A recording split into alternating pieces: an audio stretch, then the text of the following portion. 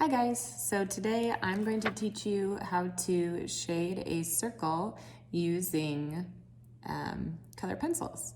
So what I need you to do is get 3 colors that are next to each other on the color wheel. So I'm going to set this down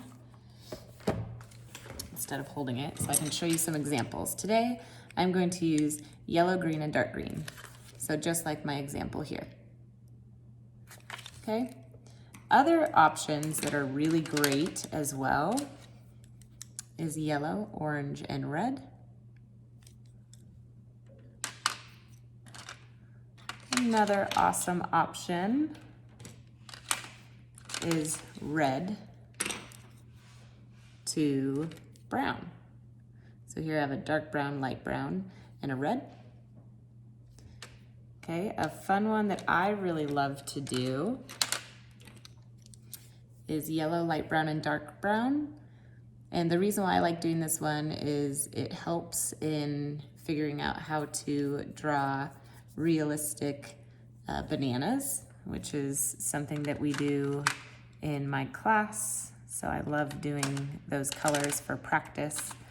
Another great option is purple to blue to light blue.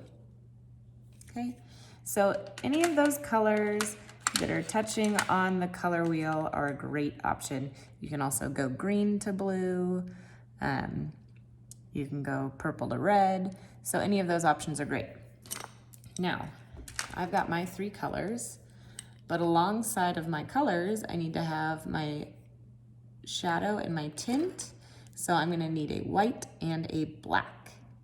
Now what's funny is lots of people wonder why you get a white color pencil in your kits because you can't color white onto white, but I am going to show you today why they add those in there. So, like creating a circle, what you're going to start with, I want you to take your light color, and you're not going to be able to see mine too well, but what I want you to do is we're going to use our technique to create a circle where we take our pencil and we do a circle, we do it about 10 times. So 1, 2, 3, 4, and keep going all the way to 10 until we have a perfect circle.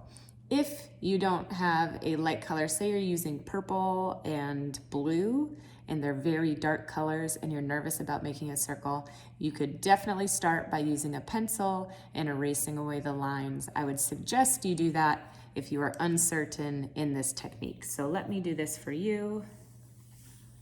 1, 2, 3, 4, 5, 6, 7, 8, 9, 10. There we go. So you can kind of see it. It's a little faint, but you can kind of see it in there. Now, I want you to think about your rule of thirds. So I'm going to pull out our drawing from when we did our shading using pencils as a reminder. So today I want us to use this same technique where we are going to have our light source coming from one direction, and then it's going to go light, middle, and dark. Now that you have 3 colors, you should have a light, a medium, and a dark. But the trick is, we don't want it to be filling in this space really dark, and then this a different color, and this a different color. We want them to all blend together so it looks as realistic as possible. So I'm gonna show you how to do that. Look at these lines, try and memorize these lines. We're gonna split our circle up the same way. Now, I want you to take your darkest color, so not the black, but the color that you're using. I want you to take that color, and if your light source is coming from over here, I want you to do this bottom third in color pencil. Now, just because it's our dark section doesn't mean we're pressing hard. We're still drawing super light until it's right. Once we know it's right, then we can add some pressure to make it a little bit darker. But in order to get these to blend together, what you have to do is you have to keep layering and layering and layering. Because if we use lots of hard pressure, it's gonna be very difficult to blend those colors together. Now notice that as I am adding this layer in, I am using these crescent shapes. So I kind of have what looks like a sliver of a moon, okay? So a crescent, like a moon shape. I'm gonna bring mine up a little higher. I just felt like it needed to have a little more color in here. Okay, so this is about the same amount as this bottom section. But what we need to do when we're doing color is we need this color to travel all the way up here. But we can't have dark in this area, so it needs to be a very, very light amount. Now in this example, I have my dark color all the way up to where the yellow is, but we can't tell because it's nice and blended together. That means we need to use really light pressure. So continuing to use light pressure, bring that green or whatever your dark color is up, up, up. Filling in what will be that middle color.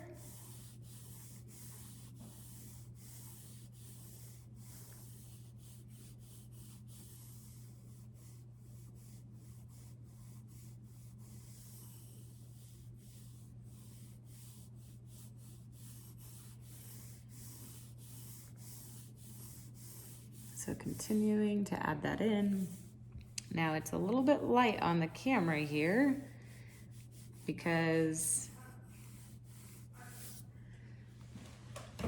so you guys can't see it all that well, but that's okay because that's how light it should be. Now I made this line a little bit too dark, so I'm gonna have to blend that out later. Okay, so now that I've added my dark green into my middle layer and just did it with a lighter pressure, I'm gonna go back down into my dark third and I am going to add a little more pressure and fill that in with some more color. So now that we have our middle section started, we have an idea of what color gradation we need to have, right? So we understand what sort of pressure we need to attain whichever color we're going for. So you just want to make sure that as you're coloring, you are continuing to add layers without pressing your pencil into that paper, because when you dig that pencil into the paper, it's going to create these lines that we can't blend away. I also try my best to use more so the side of my pencil. If you use the top, that's a lot of pressure pointing down, and then again, it can crease the paper, which makes it difficult. Okay, so I've got a little bit more of my darker color in down here. Probably gonna come back later and add some more, but this is good for now. Oops, went a little outside the lines, try and adjust that. Okay. Now I'm gonna go in with my middle color. So for me, that is my light green. I'm gonna start filling this middle color in with light pressure in what would be my middle section. So focusing on this area to start. Again, I'm using light pressure because we want to be able to blend this all together, and if I use that hard pressure, it's not gonna be easy to blend with these other colors.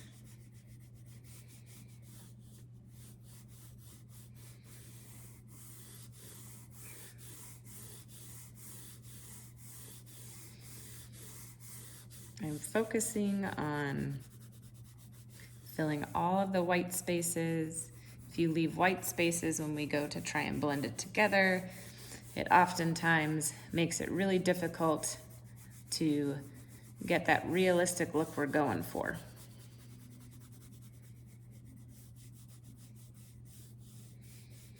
Now, just like our dark color, our light color needs to kind of be in all of these ranges.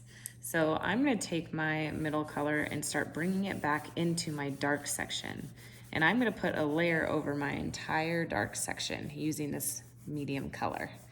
It's gonna help to blend those colors together and make the transition between dark and medium a little more smooth. Okay, we're adding that extra bit of color in there. Again, we're drawing super light, just adding a lot of light layers versus pressing hard. Okay, so now we're starting to have a more smooth transition.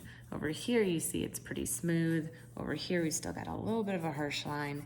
So I'm probably gonna have to go back in with my darker color to try and even that out a little bit. Okay, using those rounded motions. Now, I'm going to need to take this middle section and I'm gonna need to bring it up here further. Now this small little hole up here, like our little olive pit hole, if this was an olive and this was the hole at the top where you put your fingers in it, you're gonna leave that completely your light color. So this little section up here, you're not gonna wanna touch. So what you wanna do is start to very lightly create that olive pit spot, make a circle, and then you're gonna go around that circle and fill in very lightly with that medium color. Now we want this to be very light because whatever our lightest color is, it's gonna be the hardest to blend, just because when we're blending anything, our lighter colors tend to be drowned out by our darker colors. Using those rounded motions. When we start drawing straight lines across like this, it makes it look flat. So it loses the illusion of its 3D nature. So we want to make sure to keep them nice and rounded.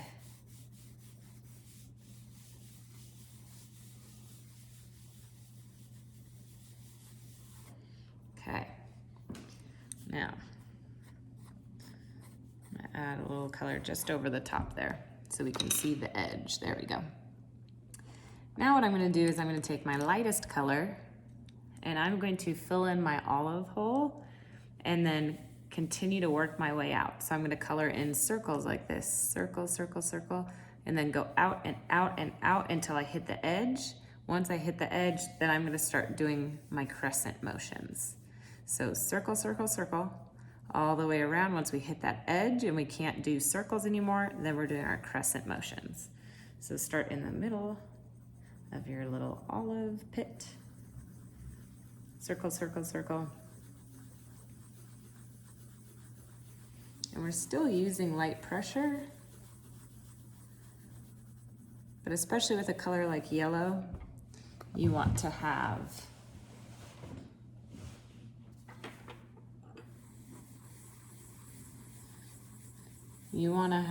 enough pressure that you can still see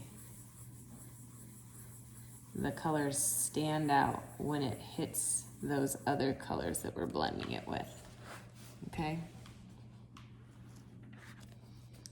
So I did my circles, I circled out. And then once I hit my edge, which I just did, I'm gonna move to doing my crescent motions. So sometimes when I'm doing my crescent motions, I only like to come about halfway, and that's okay, as long as if they're not straight lines. We gotta keep them nice and rounded. So again, we're gonna take this color and we're gonna blend it all the way down. So our yellow is gonna blend from the very top all the way down to the very bottom. Or I'm sorry, not necessarily our yellow, but whatever your lightest color is, it's gonna blend all the way down.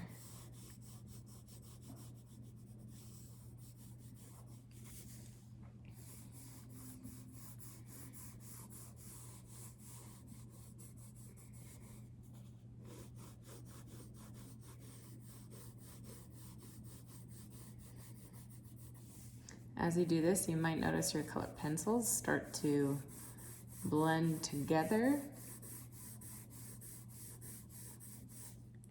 And that is good. That is what we want. If you're drawing light enough, it should help to move that pigment around and help them to almost look a little bit blurry. That's what we're looking for, is that they look a little bit blurry. So we're not using that hard pressure, we're using that soft, soft pressure.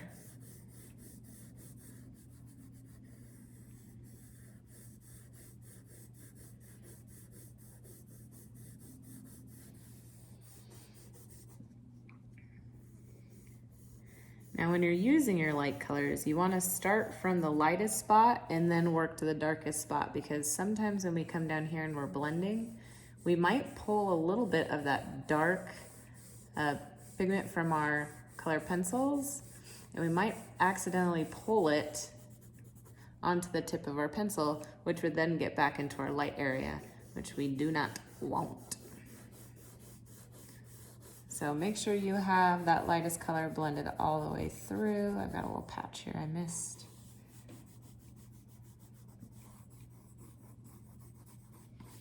Okay, now we have a pretty decent blend, but we need to really get those dark tones in there.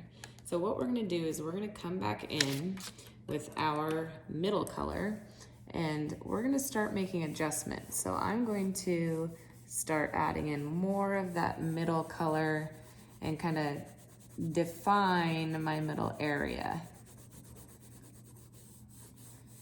So what I mean by that is I'm going to be using my same crescent motions, but now that everything's starting to blend together, I can use harder pressure to create drastic tonal changes in the areas that your eye tells you needs to have more color.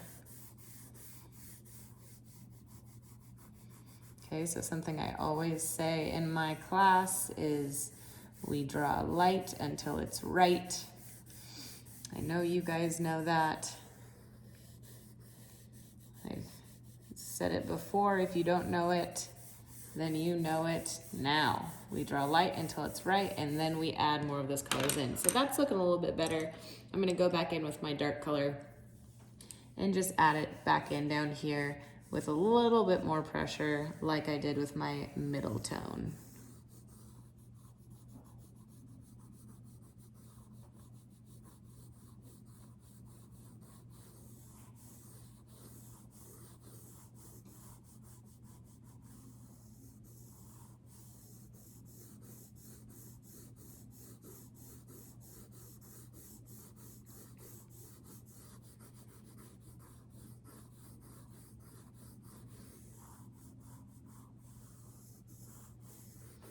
Okay, now from here, I'm going to get my black color pencil and I'm gonna add the shaded area. So in this, what we would have done would have been finished. But with color pencils, we can add more darkness down here where we know the shadow is, because the shadow is opposite of where our light area is. So just down around the very bottom back side of my circle here, I'm gonna add in a little bit of black so that it really emphasizes that this is the area that has the shadow.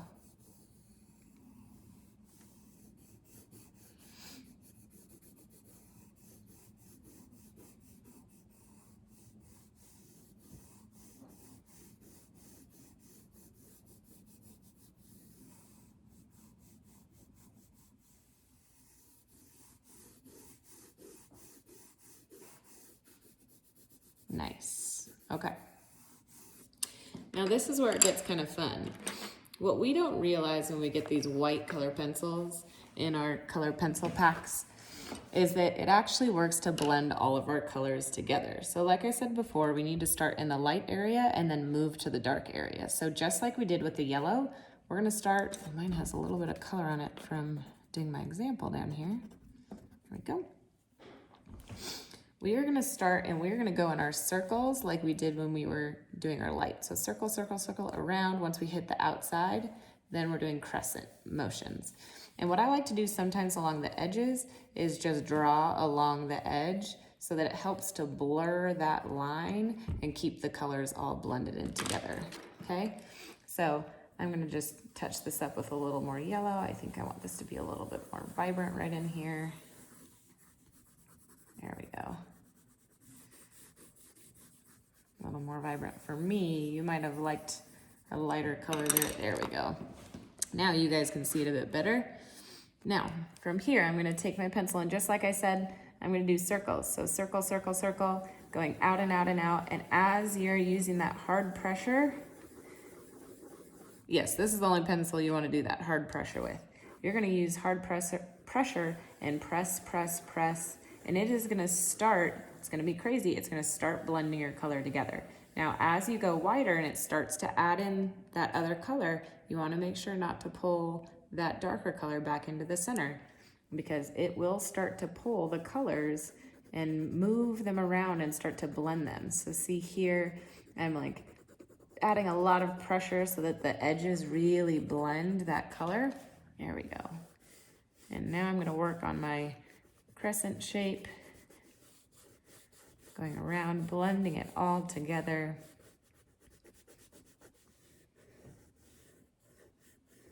It's really cool, the effect of something so simple like this that we don't really realize is the purpose. You know, we get those white color pencils and for the longest time I was like, well, that's silly. And then you take one class where someone tells you how to use it and it'll amaze you.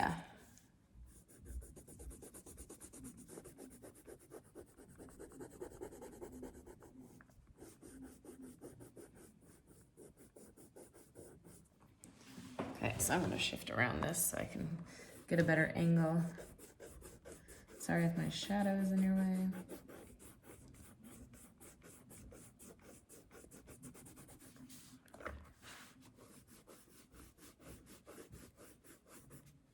What you'll notice is your white color pencils, now that you know this secret, it's gonna be the first pencil to go because you're gonna wanna use it for everything.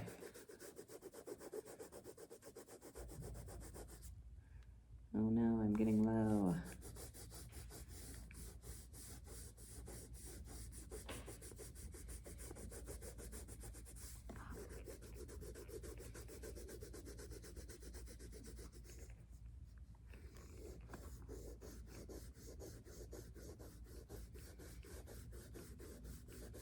Now, when you're doing this shading activity using color or using pencil, it doesn't matter which, it is much easier to manipulate them if you make them a little bit smaller. So if you make them about the size of your fist, if you were to set that down and draw a light circle around it, and then do your 10 circles until it was right, that's gonna be much easier to manipulate. And the reason for that is just because when you're doing these big sections like this, it's really taxing to do these long crescent motions over the entire thing. You have to have a lot of patience. And for most people, we like things to be done the quick way, just right away, quick and done, boom, in and out. Yeah. Okay. So now I have this shaded sphere and it's done in color. We are right in time to just be able to do our shadow here. Now, I don't have a gray in my pack of color pencils, so what I'm gonna do is I'm gonna need to write really lightly. So my light is coming from here, which means this is going to be the back middlemost part of my shadow. So directly across is where the back middle of the shadow is. Now, if I take my pencil and I line it up to my light source, that's where the backmost part is. If I swing it to the side where it starts to lift, that is going to be where I start my shadow. So from there, I'm gonna come out, a little down and out, and I am going to bring that out directly sideways. Now from here, I want to look at the top of my circle where the light would cut off and make a diagonal line. Now you'll notice that mine goes right to the edge of the paper. So what I'm going to do is I'm going to drag that out right to the edge of my paper because that's where it's supposed to go. So it's a little light for you guys to see. There we go. And then about half the distance as this first section here, from our middle to our side, about half that distance is how high we're gonna go. And we're gonna bring that shadow straight out. Okay? So because our light is hitting at this angle, we're gonna have this longer, skinnier shadow. So I now have this light shape. You might not be able to see it particularly well, but as I start shading it in, you'll see it a little bit better. We naturally want to do everything right on the center of our paper, but then sometimes we run into issues like this here. Now what we want to do is we want to use those rounded crescent shapes that match this long shape. So they're going up and back and up and back. Okay, so we want to be using those motions to stick with that shape. Once you get towards the bottom, you can just give it a little run with your pencil all the way across. And then continue with your crescent shapes.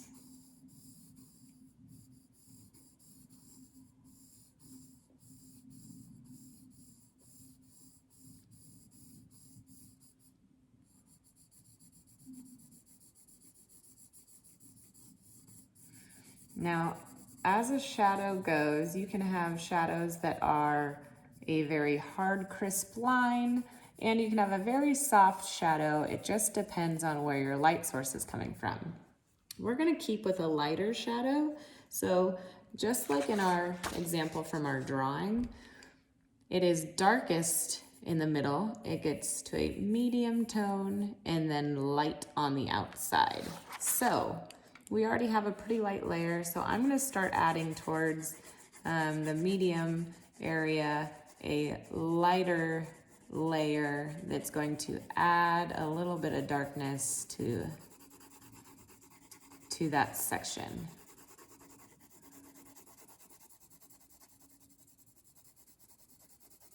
Okay, and I'm also gonna fill that into the darkest area because we're gonna need to continue to add layers on the darkest area as well.